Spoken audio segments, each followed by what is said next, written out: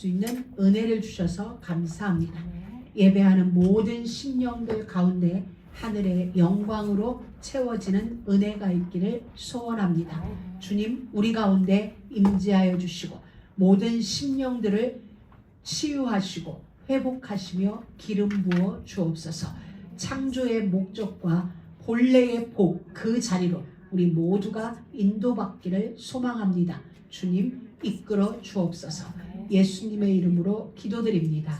아멘. 성경을 읽는데 간장공장 공장장은 장공장장이냐, 그와 같이 막 오늘 단어가 되게 어려운 거예요. 앙장, 열폭, 다섯폭 막 하는데 머릿속에 이거 굉장히 어려운 말이다. 간장공장 공장장. 지금 우리가 그 연습하는 것 같은 거야. 그래서 혼자 웃었습니다. 성경만 제대로 읽을 수 있다면 우리는 모든 책을 다 잘 읽을 수 있다. 가장 어려운 게 성경인 것 같아요. 오늘 이 말씀은 지금 여기에서 이렇게 시작해요. 너라는 단어로 시작해요. 하나님이 모세에게 주는 말씀이에요. 너는 이렇게 했어요. 그래서 모세라는 단어가 빠져 있지만 여기는 모세를 통하여 이렇게 되어져 있습니다. 근데 우리는 모세를 너무나 잘 알고 있죠. 하나님이 모세를 이스라엘의 지도자로 세우는 데 있어서 모세에게 원인이 있지 않았어요. 모세에게 조건이 있지 않았어요. 이유도 모세에게 있지 않았어요. 어떤 자에게 이유가 있어요? 나는 스스로 있는 자야. 그 말을 쉽게 하면 나는 내 마음의 원대로 역사해. 더 쉬운 말이면 나는 내 마음대로 이 얘기거든요. 그 하나님에게 이유가 있어요. 모세는 40년 전에 자기에게 조건이 갖추었다고 생각할 때 그 조건을 가지고 민족을 구하려고 하다가 살인자가 되어 도망갔어요. 하나님은 모세가 이 정도면 이유가 되겠지, 원인이 되겠지, 조건이 될 수 있겠지라고 생각했던 것이 다 내려놓아졌을 때 그때 하나님이 이유가 되어서 모세를 찾아왔어요. 우리도 마찬가지예요. 자세히 보면 우리에게 원인과 조건이 있지 않아요. 하나님의 은혜예요. 하나님이 우리를 선택하셨고 하나님이 우리를 구원하셨고 하나님이 우리를 각자의 포지션 속에서 하나님의 일을 하고 계세요. 모세 이전에 누가 있었어요? 요셉 때문에 이들은 애굽에 오게 된 거예요. 제가 이제 성경을 누가복음을 읽다가 누가복음은 족보가 거꾸로 올라갔잖아요. 마태복음에는 아브라함부터 이렇게 족보가 시작됐으면 누가복음 족보는 거꾸로 올라가거든요. 그걸 보다가 이 출애굽기를 보니까 이 생각이 났어요. 모세 이전에 누구였지? 그러니까 이들이 애굽으로 이사 오게 된 이유가 요셉 때문이었던 거예요. 요셉 때인데 성경을 그때로 돌아가서 읽어봤더니 하나님이 온 땅을 가뭄으로 가물게 하신 거예요. 흉년이 들게 하신 거예요. 흉년이 들게 하신 이유가 하나님께 있었어요. 이들이 잘못한 게 아니라 하나님이 어떠한 이유를 두고 그 땅에 흉년을 주었고 그리고 그들로 하여금 요셉에게 이렇게 쌀을 사러 오게 되는데 그 장면을 보면서 제가 이런 생각을 하게 됐어요. 요셉의 형들은 요셉을 팔아가지고 구원을 얻은 거예요. 생각해보니까 요셉의 형들은 뭘 잘해서 구원받은 게 아니라 흉악한 죄를 저지르고 구원받은 거예요. 요셉이라는 자기 동생을 미워하고 시기해서 그를 팔아버렸어요. 애굽 땅에. 그런데 그래서 결국 형들은 그것 때문에 구원을 받은 거예요. 와, 이거 아이러니다. 그러다가 보니까 요셉은 그 형들의 억울함을 받고 무고함 때문에 감옥에 가게 되고 그것 때문에 영광의 자리에, 총리를 영광의 자리에 이르게 된 거예요. 우리 인생도 그래요. 하나님의 작정하심 속에 있는 사람들은 어떤 일을 통하여서라도 하나님은 그를 기어이 구원의 자리에 이끄신다는 사실이에요. 그렇다면 우리는 굉장히 자유해요. 저는 이 말씀을 이렇게 묵상하다가 어느 한 부분에 대해서 정말 자유해졌어요. 그래, 그 형들은 요셉을 판 그 죄, 그것 때문에 그 집안은 오랜 세월 어두웠죠. 아버지 야곱의 그 슬픔 때문에 온 가족이 집을 나갈 만큼, 유다가 집을 떠날 만큼 가족의 분위기는 그러하였지만 그래도 결국 마지막에는 판 그 일 때문에 구원을 받는 거예요. 온 가족이 구원을 받는 거예요. 오늘 200만 명이 넘는 인구가 만들어지기까지의 시작은 형들의 작은 미움이 출발점이 된 거예요. 저는 이걸 보면서 그래, 하나님의 계획과 작정하심 속에 있는 자들이라면 물론 우리의 그릇된 선택, 우리의 잘못된 선택으로 우리가 악을 행하고 죄를 짓고 어떤 일을 할 수 있어요. 그러나 하나님은 우리의 그 죄 속에 타고 들어오셔서 우리가 행하는 불의한 그 일 속에 타고 들어오셔서 하나님의 전능하심이 일을 만들어버린다는 거예요. 그래서 우리는 모든 순간에 진짜 믿음이에요. 오늘 우리 지미 집사님 기도했지만 진짜 하나님께 향한 그 믿음이 우리에게 점점 더 깊어져요. 이 하나님이 세상에 택한 백성이라 하여서 자기 동생을 팔았는데 그 판 것으로 인하여 복을 받다. 이건 참으로 이런 아이러니가 있을 수가 없는 거예요. 그런데 하나님은 그렇게 하실 수 있는 분이에요.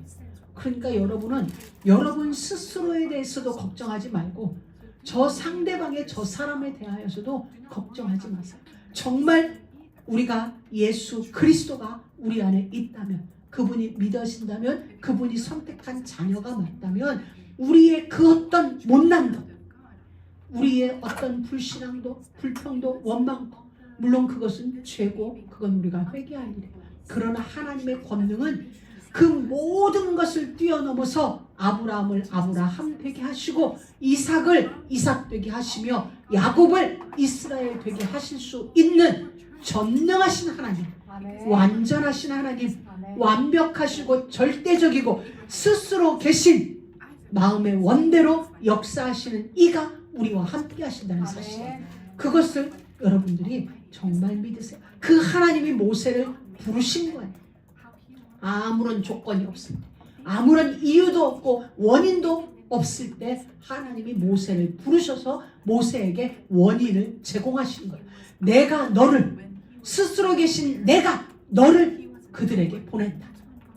그러니 이제 모세에게는 새로운 조건이 만들어졌어요. 원인이 없던 모세에게 원인이 새로 만들어졌어요. 누가? 하나님이 원인이에요. 하나님이 조건이고 하나님의 이유예요. 그러면 우리는 상관없어요. 우리의 어떤 것도 아니에요. 그래서 예수님이 완벽하세요. 예수님만 완벽하면 되는 거예요. 그 예수님이 우리를 붙들고 가기 때문에 우리의 힘이 빠지면 빠질수록 더 좋은 거예요. 완전하신 그분이 우리 인생을 핸들링하고 계십니다. 그분이 올 한 해 우리에게 주신 응답이 뭐냐면 그리스도의 절대적인 명령에 도전하라는 거예요. 도전하라는 말이 뭘까요? 저는 송구영 신 예배 때 이 메시지를 들으면서 집에 가서 다시 한번 정리를 했어요. 정리하다가 도전이란 우리가 어떤 단어를 듣게 되면 앞으로 나가고 위로 올라가고 이런 의미가 우리 안에 그려져요. 도전하니까 뭔가 으쌰 이게 되거든요. 근데 도전 이걸 묵상하다 보니까 화된다는 말이 도전의 제1 뜻이에요. 화가 뭐예요? 그리스도 화, 복음 화, 언약 화. 어떻게 모양이 바뀌어지는 거죠. 전에는 내가 죄의 자녀였지만 이제는 하나님의 자녀가 되어졌다. 이렇게 변화되어지는 거예요. 도전이라는 건 내 안에 복음이 진짜 만들어지는 거예요. 그게 도전의 제1현장이에요. 내가 복음으로 만들어지는 거예요. 오늘 성막을 만들라고 하셨어요. 그 얘기는 하나님이 우리에게 너 교회를 만들어. 네가 교회가 되어졌는데 내가 너와 함께 할 수 있도록 만들어봐 라는 거예요. 하나님, 그건 뭐예요?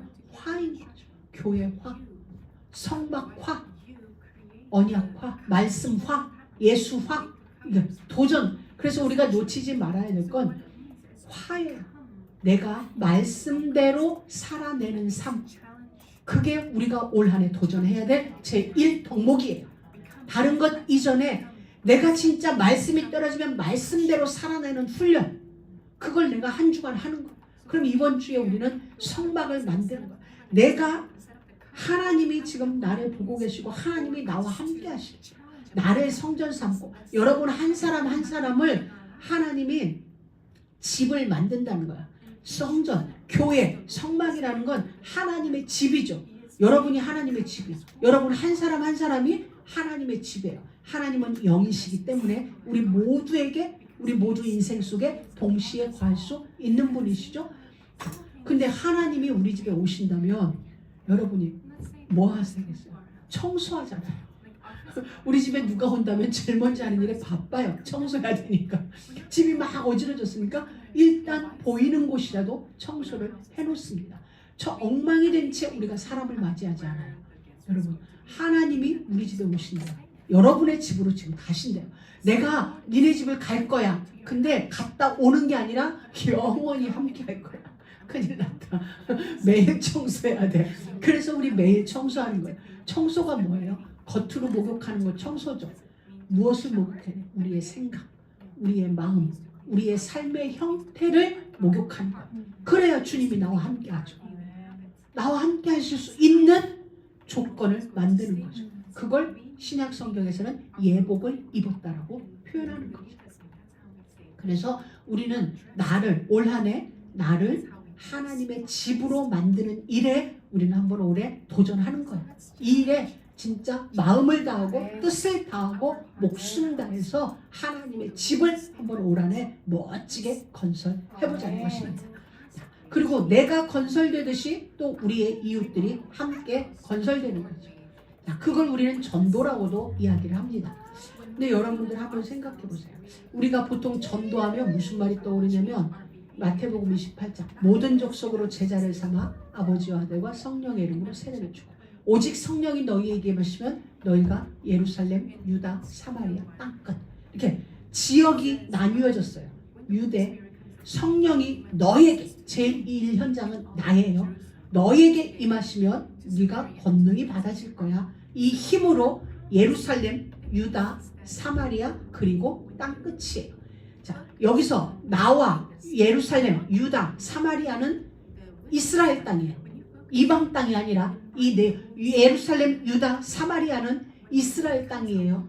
그러니까 남유다의 수도가 예루살렘이고 북쪽 이스라엘의 수도가 사마리아예요. 그래서 예수님이 예루살렘, 유다, 사마리아라는 얘기는 차라리 이스라엘의 잃어버린 양에게로 가라는 말과 같이 예루살렘, 유다, 사마리아는 한 나라예요. 남북이 갈라지기 전에 한 나라. 그런데 이들이 남과 북으로 날리면서 사마리아를 무시한 거예요. 마음속에 이방 땅. 그냥 우리가 최고야. 우리가 최고고 니네 땅은 막 외국인들이 쳐들어와서 막 혼혈아도 많고 니네는 이방이나 마찬가지야 라고 내 마음속에서 이방으로 밀어내놓은 땅이 사마리아예요. 그래서 요한복음 4장에도 예수님이 사마리아 여인에 갔을 때 거기에 뭐가 있었어요? 야곱의 우물이 있었잖아요. 이걸 간과하면 안 돼.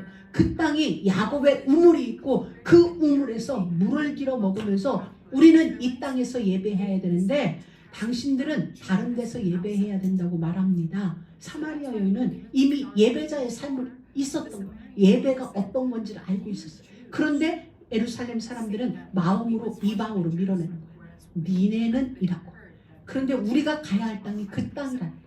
내 마음속에 이방으로 처리해놓은 거예요. 하나인데 이렇게 해놓는데 그게 사마리아예요. 그래서 우리는 그 땅 그리고 땅끝 나머지 땅끝 이방 선교 현장이죠. 이것에 대한 우리가 마음의 벽을 이제 허무는 거예요. 예루살렘 나의 땅. 내가 기도해야 된다. 유대 나의 기도가 필요한 땅. 사마리아 나의 기도가 필요한 땅. 땅끝 나의 기도가 필요한 곳. 우리는 이와 같이 이제 그리스도께서 모두에게 구원자가 되셨듯이 우리도 이제 마음의 폭을 넓히는 거죠. 사마리아까지 품어내고 사마리아 품어내고 땅끝도 품어내는 거죠. 그래서 우리는 보게 됩니다. 성경의 모든 인물들, 사건들 그 속에서 우리는 예수 그리스도를 봅니다. 또 성경에 있는 모든 사건들, 모든 인물들 속에서 결국은 누구를 봐야 되냐면 나를 보는 거예요. 하나님은 아브라함의 이야기를 하세요. 이삭의 이야기를 하고 야곱의 얘기를 해요. 근데 우리는 그것을 성경 속에 이스라엘의 한 조상의 이야기로 보는 게 아니라 그 속에서 나를 보아야만 나에게 치유의 일이 일어나는 거예요. 나에게 회복의 일이 일어나는 거예요. 야곱은 왜 속였지? 야곱은 왜 얍삭하게 속이는 자지? 그렇게만 보면, 야곱을 객관적으로 보면 나와 야곱이 상관이 없는 거예요. 근데 야곱을 보면서 남 얘기 같았는데 자꾸 보다 보니까 내 속에 나도 속이는 어떤 부분이 있는 것 같아. 하나님은 야곱을 통해 나를 이스라엘로 바꾸기 원하시는구나. 속이는 내가 이제는 하나님과 겨룰 수 있을 만큼 하나님의 사람으로 온전하게 변화되어야지.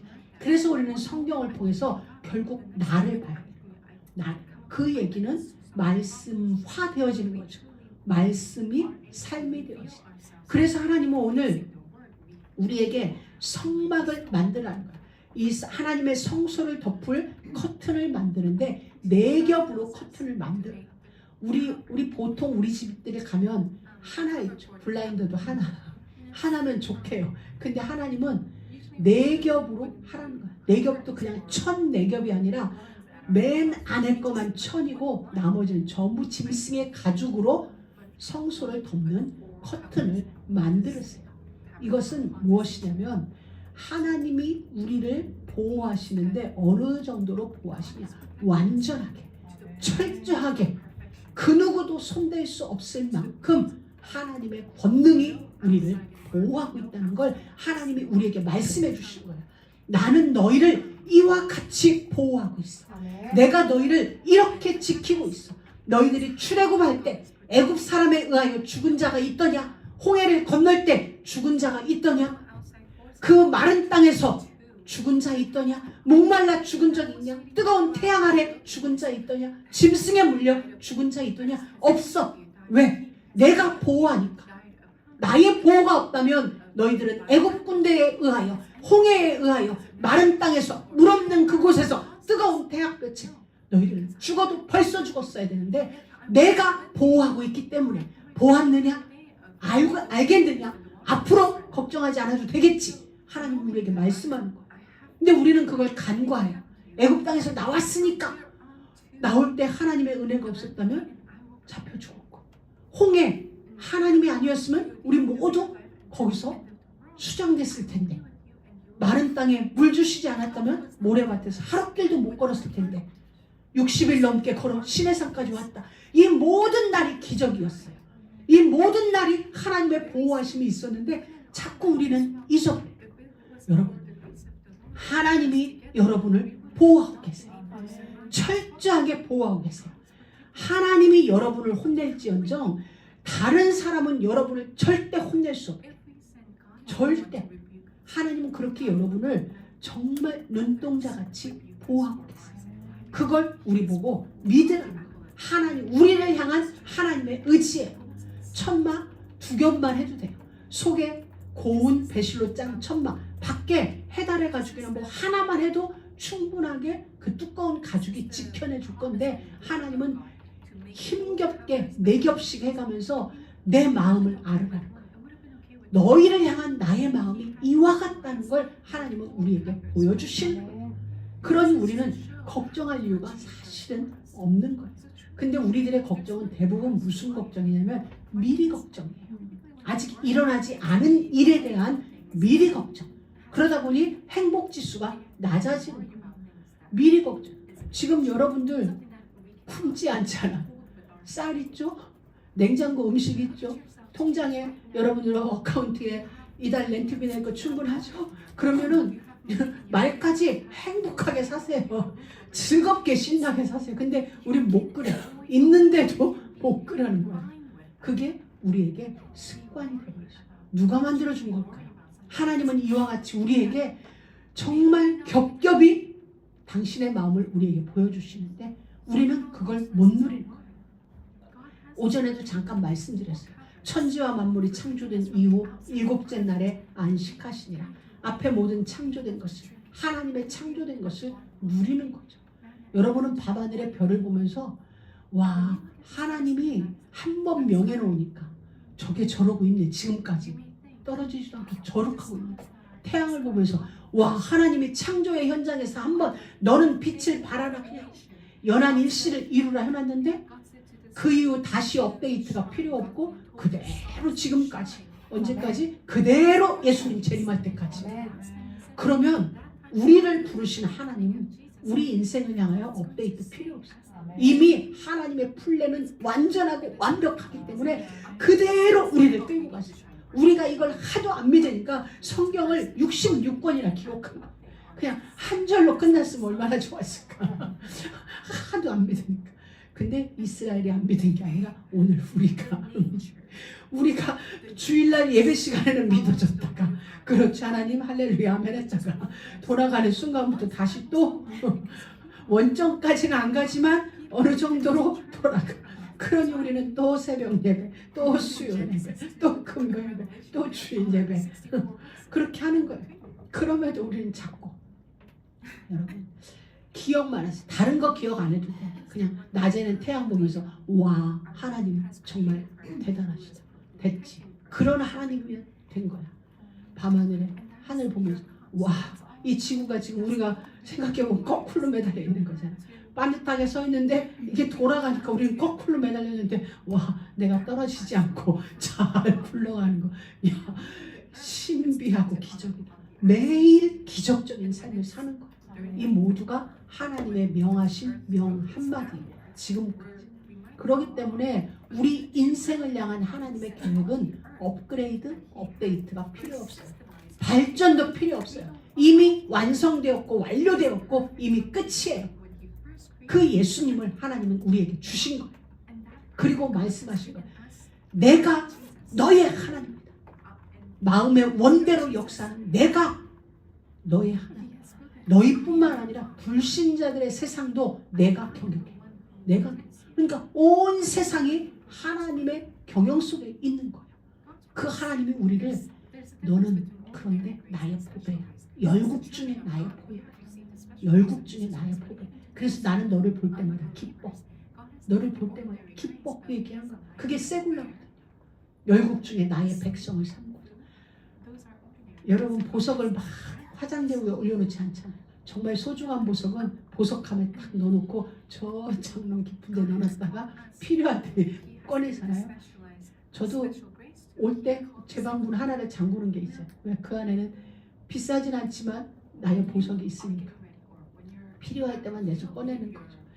우리 목사님이 와도 어떤 때는 등 돌리고 앉아서 이렇게 근데 나 혼자 기쁜 거죠. 그래 바로 하나님에게는 그런 거죠. 우리 한 사람 한 사람이 우리에게 조건이 있지 않아요. 우리가 잘할 때만 기쁘고 못할 때는 안 기쁜 게 아니라 기뻐. 늘 기쁜 거야. 때로 우리가 못할 때는 아픈 손가락이 되겠죠. 빨리 돌아와야 되겠죠. 어떻게 해야 제가 이 자리에서 거룩한 나의 명예로 함께 이 삶을 살아갈까? 하나님은 기다리는 거예요. 우리를 기다리고 계세요. 그러니 우리도 기다리는 거예요.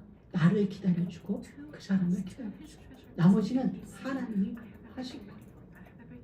사랑하는 믿음의 가족 여러분, 하나님을 정말 신뢰하세요. 하나님이 여러분을 보고 계시고 지키고 계세요. 알고 계세요. 그렇기 때문에 하나님은 그 시간표까지 지금 모든 것을 동원해서 우리를 응원하면서 기다리라고 얘기하시는 거예요. 기다려. 너를 향한 나의 시간표가 있어. 기다려. 그 기다림이 지금 이제 힘인 거죠. 기다릴 수 있는 게 힘인 거예요. 우리는 때로 못 기다려서 뭔가를 만드는데 기다려. 어떻게? 말씀으로 나를 자꾸 무장하면서. 그래서 성전이 네 겹이듯이 하나님이 우리를 보호하신다는 그 하나님의 의지를 보여주는 것이고, 또 하나 너도 그와 같이 너를 무장해. 말씀으로 무장하고 또 무장하고 또 무장하고 또 무장, 겹겹이 무장하라는 거. 왜냐하면 언제 어떻게 공격이 사단에게 들어올지 몰라요. 베드로서에 보면은 사단이 우는 사자와 같이 마귀가 두루 다닌다고 얘기했어요. 거기에 표현이 무슨 표현이냐면 우리 LA를 두루 돌아다니다가 여기다 라고 본다는 뜻이 아니라 요게 사람이에요. 그러면 두루 다닌다는 의미는 우리 사이를 이렇게 다니는 게 아니라 요 사람을 뱅글뱅글 도는 거예요. 뱅글뱅글 돌고 있다가 요게 두루 다닌다는 거예요. 두루 다니다가 여기가 틈이다 싶으면 탁 아셨죠? 우리가 어느 정도로 무장해야 돼요. 그렇기 때문에 이 네 겹의 무장은 하나님의 전신갑주를 입는데 어느 곳 하나도 빈틈이 생기지 않게 역청으로 안팎을 칠하고 또 칠하고 무장하고 또 무장해서 아무리 두루 다녀도 마귀가 여러분의 인생을 두루 다녀도 틈이 보여지지 않도록, 왜냐하면 그 틈으로 들어와서 내 안에 와서 집을 짓고 나를 회방하기 시작하면 우리는 오랫동안 씨름해야 돼요. 그래서 두루 다닌다는 의미를 여러분들이 다시 한번 새기고 정말 무장하되 네 겹으로 튼튼하게 무장하셔서 맨 안에는 하나님의 곱디고 온 사람. 그래서 이 성막이 네 겹으로 되어져 있는데 맨 안에 것은 아주 고운 배실로 짜면서 어떻게 짰냐면 지성소 위에 있는 법궤 위에 있는 천사 두 그룹이 수로 놓아졌어요. 그래서 맨 안에는 성소 안으로 딱 들어가면 천장에 그게 보이는 거예요. 그룹들이 법궤를 지키는 두 그룹이 천장에 이렇게 가득 차 있는 거예요. 온 우주 가득 보호하고 계신다는 걸 보게 돼요. 근데 그 다음에는 염소털 가죽으로 만들고, 그 다음에는 붉은 물들인 수양의 가죽으로, 맨 마지막에는 해달의 가죽, 바다 물개라고 표현하더라. 그 가죽으로 완전히 덮어버리셨어요. 그러니까 맨 안은 굉장히 부드러운 거죠. 여러분들이 말씀으로 여러분들을 막 감싸기 시작하면 그 말씀이 주는 그 여러분들을 안위하고 여러분들을 만지는 그 터치감이 여러분들이 정말 은혜라고 느껴질 만큼 말씀은 여러분에게 그런 부드럽게 여러분의 인생을 만지세요. 그러나 겉에는 아주 강한 거죠. 외벽을 뚫을 수 없을 만큼 염소털 가죽, 붉은 물들인 수양의 가죽, 또 해달의 가죽으로 여러분들을 무장하고, 그 하나님의 보호이지만 우리는 그렇게 말씀으로 무장하여서 하나님의 은혜의 삶이 여러분 앞에서 떠나지지 않는 그런 은혜가 있길 주의 이름으로 축복합니다. 하나님은 그걸 보여주세요. 예수님을 사람들은 그를 핍박했습니다. 사람들은 그에게 침을 뱉었습니다. 그를 십자가에 죽였습니다. 근데 예수님은 십자가 위에서 우리에게 이렇게 말씀하세요.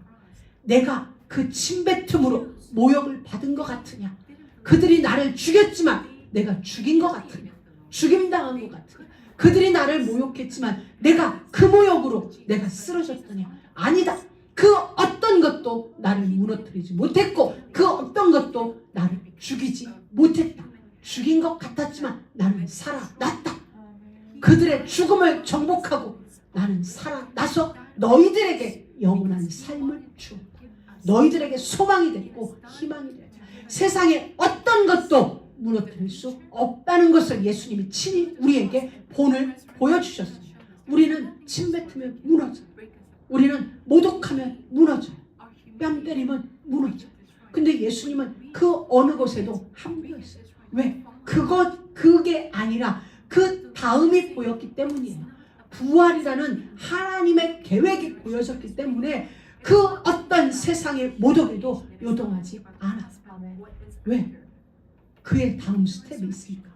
사랑하는 믿음의 가족 여러분, 여러분이 어떤 형편이 있든지 그게 다가 아니고 그게 전부가 아니고 우리에게는 영광의 부활이 있다는 사실이에요. 그 시간표를 향하여 오늘 그 길을 가야 돼요. 요셉도 영광의 자리에 가기 위하여서 억울함을 당했고 무고를 당했지만 그의 마지막은 영광이었고 그 영광이 자기를 판 형들을 살렸어요. 아멘. 십자가가 보입니까? 부활이 보입니까? 바로 그거예요. 우리의 인생 속에도 하나님은 그 부활의 영광의 자리를 우리에게 준비해 놓고 우리의 인생의 그 골목길을 지금 지나가게 하세요. 잘 가서 여러분 그 영광의 자리에서 많은 사람들을, 심지어 여러분을 판, 여러분에게 여러분의 인생을 무고하게 한 그들까지도 살리게 되어지는 그런 아멘. 은혜가 여러분들에게 있길 주의 이름으로 축복합니다. 하나님 감사합니다. 오늘도 우리에게 말씀을 주시고 그 말씀이 우리의 삶이 되어지는 그 길로 우리 모두를 인도하심을 감사합니다. 하나님의 성령이여 우리 가운데 임재하여 주셔서 영광의 그 자리로 우리를 이끄시고 저희들 순종하며 잘 따라가도록 역사하여 주옵소서.